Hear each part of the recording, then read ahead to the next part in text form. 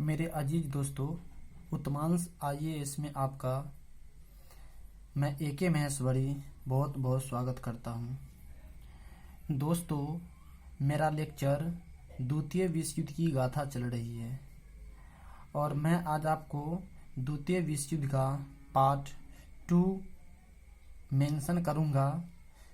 दोस्तों, इस चैनल पर यदि आप नए हो तो मेरे इस उत्तमांश आईएएस चैनल को नए वीडियो पाने के लिए आप इसे सब्सक्राइब कर लें ताकि आपको समय पर नए वीडियो मिलता रहेगा।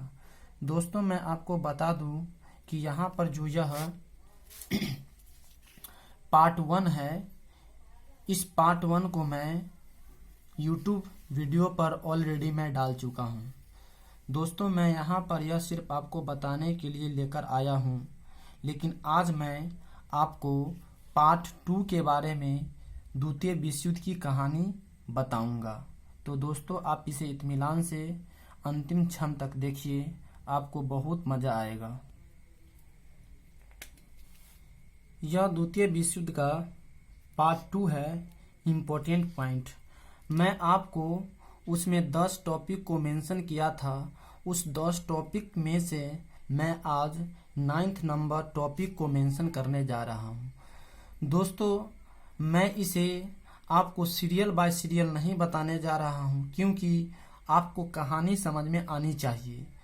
आपको मैं जिस प्रकार से पढ़ा रहा हूँ आप उस प्रकार से देखते जाइए। अंत होने तक द्वितीय विश्व युद्ध आपको समझ में आसानी से आ जाएगा। उसमें मैं 9th नंबर पॉइंट में बताया था महत्वपूर्ण व्यक्ति के बारे में, और उस 9th नंबर में जो धुरी राष्ट्र और मित्र राष्ट्र के बारे में मैं बताया था कि धुरी राष्ट्र में किस तरह से रुडोल्फ रूज़वेल्ट, किस तरह से विंस्टन चर्चिल और किस तरह से चियांग काई शेक का नाम आया था, और धुरी राष्ट्र में जापान हिटलर का नाम आया था, हिरोहितो का नाम आया था और मुसोलिनी का नाम आया था। तो मैं वही व्यक्तित्व पर्सनालिटी यानी हीरो के बारे में बताने में जा रहा हूँ, और उस हीरो में सबसे नंबर 1 पर मैं हिटलर के विस्तार के बारे में बताने जा रहा हूँ। आपको पता होगा मेरे दोस्तों कि द्वितीय विश्व युद्ध का जो पूरे कहानी को रचने का काम हिटलर ने ही किया था। इसका कारण भी था क्योंकि जो वर्साई की संधि हुई थी 28 जून 1919 में, वही जन्म कुंडली एक द्वितीय विश्व युद्ध का बना था, और वह जन्म कुंडली हिटलर के दिल पर लगा और वह प्रण कर लिया कि मैं मित्र राष्ट्रों को सबक सिखाकर ही रहूँगा। तो दोस्तों, मैं देख लेते हैं 20 अप्रैल 1889 में हिटलर का जन्म हुआ था। हिटलर का जो जन्म हुआ था ऑस्ट्रिया के वान नामक शहर में हुआ था। हिटलर जो शुरू में हिटलर की जीवन की शुरुआत में चित्रकारी करता था। अपने शुरुआती जीवन में हिटलर चित्रकारी करके अपना जीवन को यापन करता था। दोस्त, बोला जाता है कि कई बार हिटलर पत्थरों पर अपनी ही चित्रकारी बना दिया था। मीन्स चित्रकारी करते करते, चित्र बनाते बनाते वह अपने ही चित्र को पत्थर पर बना दिया था। और आपको पता है कि हिटलर का जो मूंछ है वह बहुत ही जानदार लगता है। तब हिटलर देखा चित्र में कि अरे भाई, यह मेरा ही मूंछ बन गया और अच्छा लगने लगा। उसी समय से हिटलर अपने मूंछ को रखना स्टार्ट कर दिया। तो इस प्रकार से चित्रकारी करके हिटलर ने अपना जिंदगी को यापन किया। फिर चित्रकारी के बाद हिटलर का जीवन आगे कैसे अग्रसर हुआ, आप इसे दोस्तों देखिए इत्मीनान से। चित्रकारी करके हिटलर शुरुआती जीवन गुजारा। यह कह रहा था हिटलर कि मैं चित्रकारी करके अपने जिंदगी को शुरू से गुजारा। दोस्त, मैं आपको बता दूं कि हिटलर के जो पापा बचपन में और माँ बचपन में ही मर गई थी, जिसके कारण यह लड़का अनाथ हो गया था और यह चित्रकारी करके अपने जीवन को गुजार रहा था। WW1 में हिटलर शामिल हुआ, मतलब प्रथम विश्व युद्ध में हिटलर 17 वर्ष की उम्र में शामिल हुआ और इसी WW1 में घायल हो गया था। आपको मैं प्रथम विश्व युद्ध के बारे में बता चुका हूँ। ब्रिटेन की सेना समझ गई कि यह मर गया। कौन? हिटलर मर गया। लेकिन हिटलर दोस्तों नहीं मरा और उसके शरीर पर पांव रखकर गुजर गया जो भी मित्र राष्ट्र के सैनिक वगैरह थे। अगर उसी दिन गोली चल जाती तो हिटलर मर जाता, पर उस दिन गोली हिटलर पर नहीं चली और हिटलर नहीं मरा और वही द्वितीय विश्व युद्ध का एक बहुत बड़ा योगदान बनकर आगे चलकर हिटलर निकला। अगर हिटलर मरा नहीं तो रिजल्ट सेकेंड WW का मिला, जो कि आपको दोस्त पता होगा। हिटलर अस्पताल में भर्ती था। जब उसका आंख खुला तो जर्मनी का सब कुछ लूट चुका था, जिसके कारण हिटलर को अंदर में जमीर जगा अपने देश के प्रति। और दोस्त आपको पता है कि हर देश का एक सिपाही उस देश का रक्षक होते हैं, चाहे वह देश गुलाम ही क्यों नहीं हो। तो हिटलर को यह बात जब पता चला कि वर्साय की संधि में मित्र राष्ट्रों ने मिलकर जबरन उस पे वर्साय की संधि थोप कर उसे उसके क्षेत्र को उसके जनता को छीन लिया और उस पे बहुत सारा सैन्य प्रतिबंध लगा दिया, तो उस समय वह प्रण किया कि मैं इस मित्र राष्ट्रों से बदला लेकर ही रहूंगा। दोस्त आप आगे देखते जाइए कि किस प्रकार से हिटलर बदला लेता है।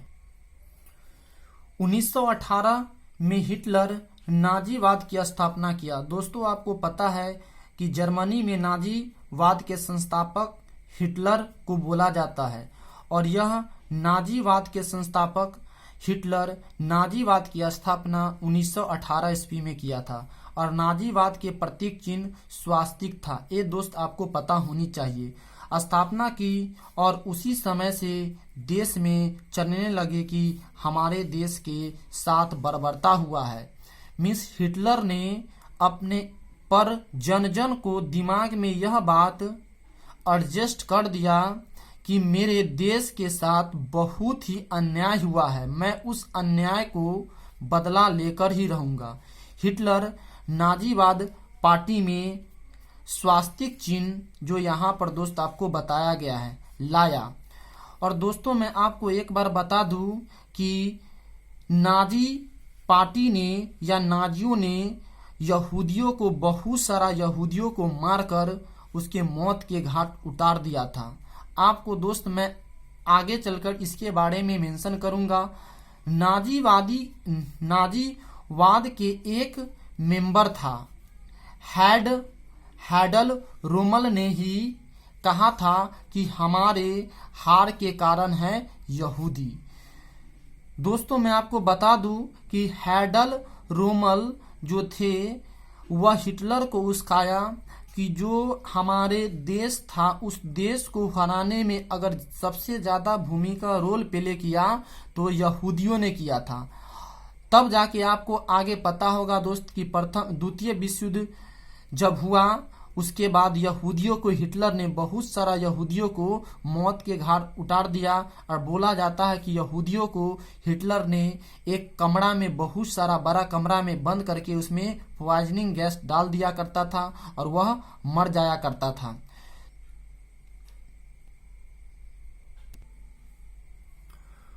उन्नीस 1923 में हिटलर ने कोशिश किया कि जर्मनी में जो सरकार चल रही है उसे क्यों न गिरा दिया जाए, तख्ता पलट क्यों नहीं किया जाए। इसका क्या अर्थ हुआ मेरे दोस्तों कि हिटलर यह बात सोच रहा था कि उस समय में जो जर्मनी की जो गवर्नमेंट थी, रनिंग गवर्नमेंट थी, उस गवर्नमेंट को हिटलर के दिमाग में चल रहा था कि यदि हमें मित्र राष्ट्रों से अगर बदला लेना है तो अभी के जो रनिंग सत्ता की सरकार है उसके थ्रू हम उसे बदला नहीं ले सकते हैं। उसके लिए हमें अपना कोई पार्टी को बनाना होगा। और आपको पता है कि 1918 में हिटलर ने नाजी पार्टी भी बना दिया था। नाजी पार्टी जैसे ही बनाया, हिटलर के बैक सपोर्ट वहां के जनता और कुछ नागरिकों नहीं, बहुत सारा नागरिकों ने उसे सपोर्ट करना चालू कर दिया। क्यों? क्योंकि हिटलर ने सभी जन के मन में यह भावना डाल दिया कि हमें अपना देश खोया है, मैं अपना राष्ट्र खोया है, मैं अपना भाइयों को खोया है, मैं अपने संपत्ति को खोया है, मैं वह संपत्ति लेकर ही रहूंगा। जिसके कारण उसकी जो परचम छवि जर्मनी में बहुत ही प्रचलित हो गई। प्रचलित जो हुई, उसके द्वारा एक मीन कैंप नामक पुस्तक मेरा संघर्ष लिखा गया था 2 पार्ट में 1925 और 1926 में। दोस्तों मैं उसको आगे की पार्ट में आने वाले वीडियो में मैं मेंशन करूंगा। परंतु सरकार तो गिरी नहीं, लेकिन हिटलर जेल चला गया। कब? तो 1923 में। दोस्तों आपको ध्यान होनी चाहिए कि हिटलर जेल भी गया था, और कब गया था? 1923 में। जब हिटलर जेल में गया तो उसका परम मित्र रोडोल्फ हंस